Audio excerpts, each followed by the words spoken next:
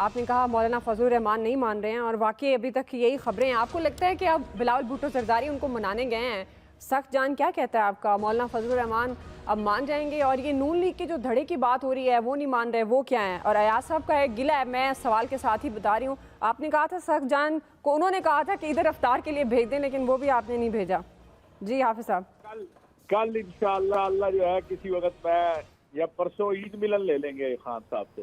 खान साहब तो सभी आदमी है, कोई बात मोस्ट वेलकम। तो हाँ, वो फैसल भाई आपके साथ जो डकैती हुई है पूरी कराची का ये हाल है, अगर ना होती तो फिर तो आप एलीट में शामिल हो जाते ना। इसलिए आपके साथ यकजहती का इजहार करें या क्या करें। बहुत शुक्रिया, तो बहुत शुक्रिया।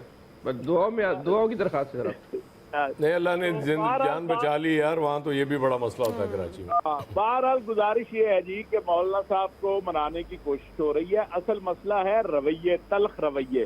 खान साहब को भी थोड़ा अपने रवैयों को बेहतर करना चाहिए, उनकी टीम को भी बेहतर करना चाहिए। अब देखें सिराजुल हक साहब बेचारे मुज़ाकरात के लिए उन्होंने शुरू किया तो अली जैदी साहब पकड़े गए, वो गलत पकड़े, सही पकड़े। वो मेरे भाई फवाद चौधरी साहब ने मुद्दा सिराजुल हक साहब पे डाल दिया कि जी मुज़ाकरात की बात भी कर रहे हैं, गिरफ्तारी। भाई वो कोई हुकूमत में थोड़ा है।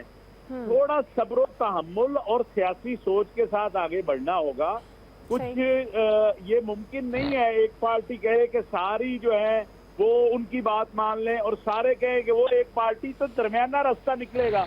मुझे उम्मीद है कि जरदारी साहब और मियाँ शहबाज शरीफ साहब जो हैं वो मौलाना साहब को मना लेंगे। और जो मियाँ नवाज शरीफ साहब के कुछ लोग सख्त हैं, मैं फिर वही बात कह रहा हूँ, उनका मसला है, वो कहते हैं कि मियाँ साहब को खुला मैदान मिले और मियाँ साहब को खुला मैदान मिलना चाहिए। ये मैं तो हमेशा इस एहतसाब पे हमने हमेशा बात की है कि ये कौन सा एहतसाब है जिसमें अगर आप, मैं बड़ी माफी के साथ उस गुनाह में शामिल था जो मुशर्रफ साहब के दौरे हुकूमत में, मैं चूंकि पंजाब में था और मैं आपके सामने इसका एतराफ़ करता हूँ कि ये एहतसाब इतना ही था कि काफ लीग या वो जो बना था क्या पीपल्स पार्टी का एक हिस्सा जिसके राव सिकंदर इकबाल साहब बने थे सरबराह, आप उसमें अगर सुबह तक आप नैब के उसमें कटहरे में एहतसाब के होते थे, दोपहर को आप जाके वो इख्तियार कर लेते थे तो पाकबाज हो जाते थे।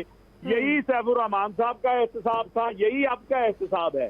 तो अब हमें तौबा भी कर लेनी चाहिए कि हमने लोगों को एहतसाब के नाम पे, एंटी करप्शन के नाम पे, इंतकाम के नाम, आप बस करें। ये अल्लाह करे कि ये मुफाहमत हो और उसमें ये सारी चीजें तय हो जाए। तो मियाँ साहब को बिल्कुल आना चाहिए, उनको खुला मैदान दे, वो अपने कैंपेन करें अपनी पार्टी की, और खान साहब भी अपनी कैंपेन करें, अवाम जिसे वोट दें वो आ जाए। बिल्कुल सही। जी अलियास साहब। लेकिन तमाम सियासी जमातों को चाहिए पहले अपने जो सफ़ों में ना इत्तेहाद पैदा करें और आपस में बैठ के बातचीत करें कि किस एजेंडे पर जा रहे हैं। उनको क्लियर होना चाहिए कि जी हम जा रहे हैं कि इलेक्शन एक दिन में हों, और इसके लिए वो डिसाइड करके आपस में बजाय कि पहले अपने इख्तलाफात बुलाने चाहिए पार्टियों में।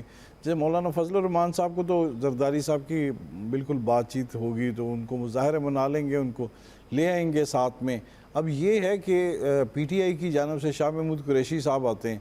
शाह महमूद कुरैशी साहब फैसला तो नहीं करेंगे, उनको भी आना चाहिए कि बातचीत जो भी हो वो डिसाइड करके आएँ कि ताकि मुज़ाकरात से जो भी फैसला करके उठें, जो भी इलामिया जारी हो उस पर मुत्तफ़िक हो तमाम जमातें। अगर ऐसा नहीं होगा तो फिर ये मज़ीद हालात ख़राब होंगे। तो ज़ाहिर है सब तमाम जमातों को पता है कि अगर अब नहीं करेंगे तो फिर बड़ा मुश्किल होगा।